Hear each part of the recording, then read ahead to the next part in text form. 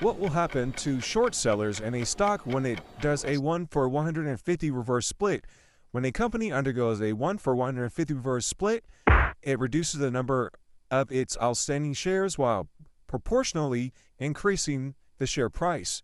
For short sellers, this event has specific implications. Shares shorted, the number of shares that short sellers have shorted, will be divided by 150. For example, if a short seller had shorted 150,000 shares before the split, they would now have shorted 100 shares post-split. Share price. The price of the stock will increase by a factor of 150. If the stock was trading at $1 per share before the split, it would trade at $150 per share after the split. Overall position value. The value of the short position remains unchanged immediately after the split. If short sellers had a short position worth $15,000, 15,000 shares at $1 each before the split, the position would still be worth $15,000, 100 shares at $150 each after the split. Margin requirements.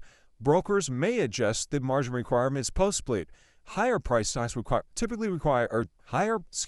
higher price stocks typically have different margin requirements, which could impact the collateral that short sellers need to maintain in their accounts.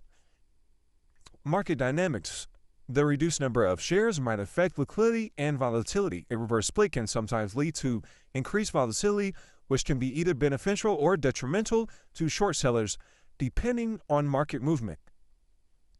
Borrowing costs. The cost to borrow shares might change due to changes in the number of shares available for lending. In some cases, the reverse split can make shares harder to borrow, increasing borrowing costs for short sellers.